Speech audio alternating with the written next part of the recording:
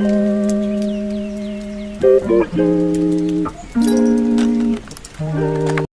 वालेकुम। उम्मीद है आप सब खैरियत से होंगे, ठीक ठाक होंगे। Welcome back to another video of my YouTube channel. Subscribe to my channel if you haven't yet and also don't forget to press the bell icon ताकि आपको मेरी सारी वीडियोज़ की नोटिफिकेशन साथ साथ मिलती रहें। So in today's video I am going to guide you about the preparation of an CAT chemistry, कि मैंने अपने कैट के टाइम पर केमिस्ट्री की प्रिपरेशन किस तरह से की थी और मैंने किस तरह से अपनी सारी वीकनेसेस को स्ट्रॉन्ग किया था। जो मुझे प्रॉब्लम्स फेस करनी पड़ती थी केमिस्ट्री के सब्जेक्ट में, मैंने उन सबको किस तरह से डील किया था। क्योंकि मैं भी उन्हीं स्टूडेंट्स में से हूँ जिन्हें chemistry as compare to other subjects in CAT tough लगती थी। मुझे एफएससी में तो केमिस्ट्री बहुत ज़्यादा पसंद थी और अच्छी लगती थी, और तो उसमें मेरे मार्क्स भी ठीक आते थे। बट मैं जब से कैट में आई तो मुझे केमिस्ट्री काफ़ी ज़्यादा टफ़ लगने लगी थी और मुझसे एमसीक्यूज़ वगैरह सॉल्व नहीं होते थे। मतलब मैं टेस्ट तैयार तो अच्छी तरह से करके जाती थी अपने फर्स्ट ईयर में, लेकिन मेरा टेस्ट उतना अच्छा नहीं हो पाता था और टेस्ट मेरा बहुत ज़्यादा बुरा होता था और बहुत बुरे मार्क्स आते थे और मुझे समझ में नहीं आता था कि ऐसा क्यों है। लेकिन बाद में जब मैंने अपने रिपीट ईयर में इस बात पर फोकस किया कि मेरे मार्क्स कम क्यों आते हैं जबकि मैं अपना अच्छी तरह से सारा कुछ प्रिपेयर भी करती हूँ, तो इसकी वजह ये थी कि मैं अपने फर्स्ट ईयर में ज़्यादातर अपना ध्यान नोट्स पर देती थी। जो नोट्स मैंने बनाए हुए थे मैं सिर्फ उन्हें प्रिपेयर करती थी और बुक से बस थोड़ा बहुत पढ़ लिया तो पढ़ लिया और साथ फिर टेस्ट देने चली जाती थी। प्रैक्टिस एमसीक्यूज़ भी ज़्यादा नहीं करती थी, मतलब थोड़े बहुत कर लेती थी, वो भी नहीं हो रहे होते थे तो बस उन्हें छोड़ दिया और टेस्ट दे दिया। तो वो इतना अच्छा नहीं हो पाता था मुझसे, और इसलिए मैंने अपने रिपीट ईयर में ज़्यादा फोकस अपनी टेक्स्ट बुक्स पे रखा और मैंने उन्हें अच्छी तरह से रीड किया। क्योंकि केमिस्ट्री और बायो में आपको टेक्स्ट बुक्स बहुत ज़्यादा अच्छे तरीके से पढ़नी चाहिए और उन्हें जब तक आप उन्हें रीड नहीं करेंगे आप नहीं पढ़ पाएंगे। मतलब वो जो एमसीक्यूज़ मैं सॉल्व नहीं कर पा रही होती थी अपने टेस्ट में, और उनके आंसर्स बुक की लाइंस में ही होते थे, क्योंकि मैंने बुक रीडिंग नहीं की होती थी, इस वजह से मैं उन्हें अच्छी तरह से सॉल्व नहीं कर पाती थी। सिर्फ नोट से आप कंसर्न करके बिल्कुल भी केमिस्ट्री में अच्छी तरह से स्कोर नहीं कर सकते। अब केमिस्ट्री के 3 पोर्शंस हैं। फ़िज़िकल केमिस्ट्री जो कि हमारी फर्स्ट ईयर पंजाब की फर्स्ट ईयर की बुक्स में है, बल्कि सारी प्रोविंसेस की में मेरे ख्याल से फर्स्ट ईयर की बुक में ही फ़िज़िकल केमिस्ट्री है। और सेकंड ईयर की बुक में 2 पोर्शंस हैं, इसमें एक इनऑर्गेनिक केमिस्ट्री का है और एक ऑर्गेनिक केमिस्ट्री का है। अब हम इन तीनों पार्ट्स के अलग-अलग से गाइडेंस ले लेते हैं कि हम इन तीनों पार्ट्स को किस तरह से प्रिपेयर करना चाहिए। अब इसमें सबसे पहले हम डिस्कस कर लेते हैं कि फ़िज़िकल केमिस्ट्री को किस तरह से प्रिपेयर करना चाहिए। फ़िज़िकल केमिस्ट्री को प्रिपेयर करने के लिए आपको अपनी फ़र्स्ट ईयर की बुक्स की जो बुक लाइंस हैं, अपनी टेक्स्ट बुक्स की रीडिंग को सबसे ज़्यादा स्ट्रॉन्ग करना होगा। एक-एक लाइन आपको अच्छी तरह से पढ़नी होगी और हर एक लाइन की अंडरस्टैंडिंग डेवलप करनी होगी कि हर एक लाइन का कंसेप्ट है क्या। और इसके अलावा जो डायग्राम्स हैं, डायग्राम्स के जो नीचे जो इन्फॉर्मेशन होती है, इसके अलावा side informations, tables as such आपको ये नहीं कि आपको पूरी वैल्यूज़ याद रखनी है, उनकी मैथमेटिकल वैल्यूज़, बल्कि आपको सिर्फ ये आप ध्यान में रख सकते हैं कि सबसे ज़्यादा जैसे अब फॉर एग्जांपल बॉइलिंग पॉइंट्स अगर एक टेबल में लिखे हुए हैं काफ़ी सारे चीज़ों के, जैसे अल्कोहल का, ग्लाइकोल का, ग्लाइऑक्सल का, इथीन, अल्कीन, अल्केन, अल्काइन का, तो आपने उसमें से एक-एक की वैल्यू याद नहीं करनी कि हर एक का बॉइलिंग पॉइंट कितना है। आपने सिर्फ ये याद रखना है कि बॉइलिंग पॉइंट किसका ज़्यादा है, किसका उससे कम है, किसका, मतलब आपको उन्हें असेंडिंग और डिसेंडिंग ऑर्डर में आप अरेंज कर लें और आपने इस तरह से टेबल्स को याद रखना है कि सबसे ज़्यादा किसकी थी। तो आपको एग्जैक्ट वैल्यूज़ तो कभी भी पेपर में नहीं पूछी जाएंगी, लेकिन हाँ, आपसे ये पूछा जा सकता है कि हायर वैल्यू किसकी है और क्यों है, तो वो भी आपको याद रखना है। तो टेबल्स की आपने अंडरस्टैंडिंग इस तरह से डेवलप करनी है, बजाय से कि आप एक-एक वैल्यूज़ याद करने बैठे उनकी। बाकी अगर कोई टेबल्स ऐसे हैं जिनकी अब आप वाटर की जैसे वैल्यूज़ हैं और अल्कोहल की हैं, जैसे बॉइलिंग पॉइंट इनका हो गया और रेट ऑफ इवेपोरेशन, और इस तरह से अब मेन वैल्यूज़ हैं, तो वो आप याद रख सकते हैं क्योंकि ये मेन चीज़ें हैं और ये पूछी जा सकती हैं। वैसे नहीं पूछी जाती, लेकिन एफएससी वगैरह के पॉइंट ऑफ व्यू से अगर मैं कहूँ तो आपको ये मेन वैल्यूज़ याद रखनी चाहिए। बाकी ये नहीं कि आप हर एक एलिमेंट की और हर एक चीज़ की वैल्यूज़ याद करने बैठ जाएँ। तो फिज़िकल केमिस्ट्री को प्रिपेयर करने के लिए तो आपने अपनी टेक्स्ट बुक्स को अच्छी तरह से रीड कर लेना है। अब सेकेंडली हम बात कर लेते हैं इनऑर्गेनिक केमिस्ट्री की, जो कि है सेकेंड ईयर की बुक का स्टार्ट के कुछ चैप्टर्स हैं जो कंसिस्ट हैं इनऑर्गेनिक केमिस्ट्री पर। अब उनको प्रिपेयर करने का तरीका ये है कि क्योंकि वो पीरियोडिक टेबल पे ज़्यादातर आपके उसके बारे में होते हैं, पीरियोडिक टेबल की इन्फॉर्मेशन के बारे में, तो आपको पीरियोडिक टेबल पर ग्रिप होना लाजमी है। अब ये नहीं है कि आप पीरियोडिक टेबल के सारे एलिमेंट्स को याद करें।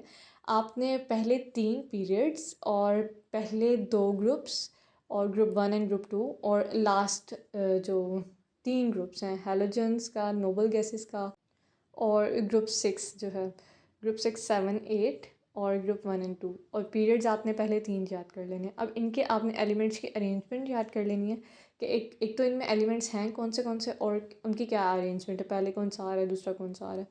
और उन एलिमेंट्स की आपको पीरियोडिक ट्रेंड्स पता होने चाहिए, आप उनकी फ़िज़िकल स्टेट्स पता होनी चाहिए, उनके मेन कैरेक्टर्स पता होने चाहिए, बाकी उनके सिंबल्स वगैरह पता हों। बस आप एटॉमिक नंबर, एटॉमिक मासेस, ये चीज़ें आपको उनके बारे में पता हों और आपको उनके मेन पीरियोडिक ट्रेंड्स पता हों, melting point, boiling point, atomic size, electronegativity, electron affinity, ये मेन जो पीरियोडिक ट्रेंड्स हैं ये आपको पता हों, और ऑक्सीडेशन स्टेट वगैरह।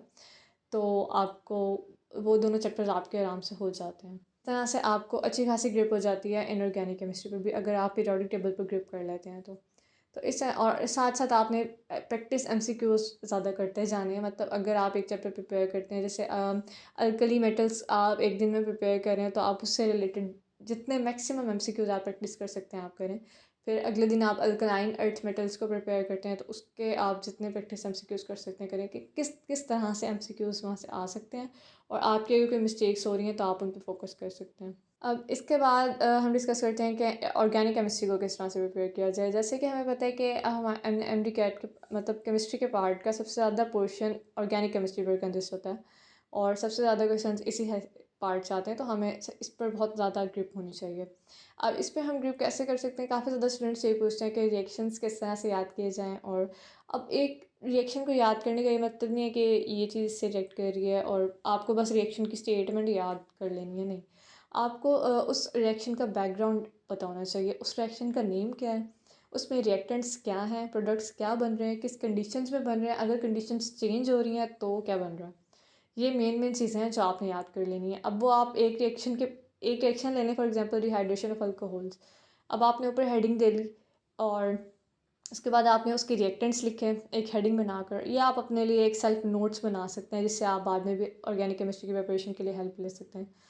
तो आपने रिएक्टेंट्स लिख लिए एक जगह पर कि उनके क्या क्या नाम हैं, उसमें कंडीशंस अगर हैं लाइक कैटलिस्ट, टेम्परेचर, प्रेशर, तो वो आपने एक जगह लिख लेनी है। और उसके बाद प्रोडक्ट क्या बन रहा है, अल्कीन बन रहा है, और अल्कीन कौन सा बन रहा है, अगर कौन से अल्कोहल की डिहाइड्रेशन हो रही है तो कौन सा अल्कीन बन रहा है, ये भी आपको पता होना चाहिए। अब मुझे अपने टाइम पर सबसे ज़्यादा प्रॉब्लम होती थी एल्डिहाइड्स और कीटोन्स वाले चैप्टर में। मतलब एक तो वो चैप्टर है लेंथी, और उसमें रिएक्शंस काफ़ी ज़्यादा हैं, और तो इस वजह से मुझे उसमें काफ़ी प्रॉब्लम होती थी, लेकिन वो मुझे अपने फर्स्ट ईयर में होती थी। रिपीट ईयर में मैंने उस पर इतनी ज़्यादा ग्रिप कर ली थी, बार बार, मतलब उसे आधा आधा करके मैंने शुरू में, अब जैसे ये नहीं कि अब इस शुरू में तो बहुत ज़्यादा टाइम था, तो मैंने उसे आधा आधा करके, और मतलब इनफैक्ट चार चार पोर्शन करके भी मैंने उसे एक एक दिन में प्रिपेयर किया था। तो एंड पर मुझे उस पर इतनी ग्रिप हो गई थी कि मैं 10 से 15 मिनट में वो चैप्टर पूरा प्रिपेयर करके और उसकी तैयारी कर लेती थी। मेरे लिए कोई मुश्किल काम नहीं होता था, और उससे जितने भी एमसीक्यूज़ में प्रैक्टिस करती थी वो मुझे अच्छी तरह से आते होते थे। तो ये ही टाइम है हमारे पास कि अगर हमारे किसी चैप्टर में अगर हमें प्रॉब्लम फेस करनी पड़ रही है, तो हम उस पर फोकस करें और उसे मतलब इतना स्ट्रॉन्ग कर लें कि बाद में हमारे जो आखिरी के महीने होंगे, लाइक जुलाई अगस्त हो गया, तो उसमें हमें बिल्कुल भी प्रॉब्लम ना हो। क्योंकि अगस्त में तो एमडी कैट है, तो आपको अपना फोकस मतलब टारगेट रखना है कि जुलाई तक आपको फुली प्रिपेयर्ड होना है एमडी कैट के लिए। तो उसी हिसाब से आप अपना शेड्यूल मैनेज करें। अब मैं अपनी नेक्स्ट वीडियो में एक शेड्यूल आपसे शेयर करूँगी, 90 डेज़ का वो शेड्यूल है। वो जो वेबसाइट मैंने ज्वाइन की थी टॉप ग्रेड, उनका शेड्यूल था वो बेसिकली, और वो बहुत बहुत ज़्यादा हेल्पफुल है। तो आप उसके अकॉर्डिंग अपनी स्टडीज़ को मैनेज शायद कर सकेंगे। 90 डेज़ में उसमें आपको 6 रिविजन्स करने का मौका मिलेगा। बाकी केमिस्ट्री को अपना स्ट्रॉन्ग करने के लिए सबसे ज़्यादा ज़रूरी आपके लिए प्रैक्टिस एमसीक्यूज़ हैं। और रिपीट ईयर में मैंने वो वेबसाइट जो ज्वाइन की थी, उनका क्वेश्चन बैंक बहुत बहुत ज़्यादा अच्छा था, तो वो मुझे काफ़ी ज़्यादा हेल्प की थी उसने अपनी केमिस्ट्री को स्ट्रॉन्ग करने के लिए। क्योंकि उसमें बहुत ज़्यादा पास्ट पेपर्स के भी एमसीक्यूज़ इंक्लूडेड थे, जो कि पाकिस्तान के डिफरेंट मैंने बताया भी था कि एंट्रेंस टेस्ट जितने भी हैं उसके पास्ट पेपर्स उसमें अवेलेबल थे। तो ये भी बहुत ज़्यादा हेल्पफुल था। और बाद में जब एनएमडी कैट में जो क्वेश्चंस आए, तो मुझे उन क्वेश्चंस का पहले से आइडिया था, क्योंकि मैं वो क्वेश्चंस पहले प्रैक्टिस कर चुकी थी। और मेरे ये रूटीन मैंने बनाई हुई थी कि मैंने अगर डेली एक चैप्टर करना है, तो उसके मैंने एटलीस्ट 40 एमसीक्यूज़ अपनी वो वेबसाइट में से मैं प्रैक्टिस करती थी। और इसके अलावा किप्स की प्रैक्टिस बुक भी मैंने यूज़ की थी, तो ये दोनों ने मिलकर मुझे बहुत ज़्यादा हेल्प की थी अपनी केमिस्ट्री प्रिपेयर करने में। तो आप लोगों को भी मैं यही एडवाइस करूँगी कि ज़्यादा से ज़्यादा प्रैक्टिस करें, और डेली एटलीस्ट 40 to 50 एमसीक्यूज़ आप प्रैक्टिस करें अगर आप एक चैप्टर प्रिपेयर करते हैं अपना। I hope it will help you. बाकी आप लोग अपना ख्याल रखिएगा, मिलते हैं नेक्स्ट वीडियो में। अल्लाह हाफिज़।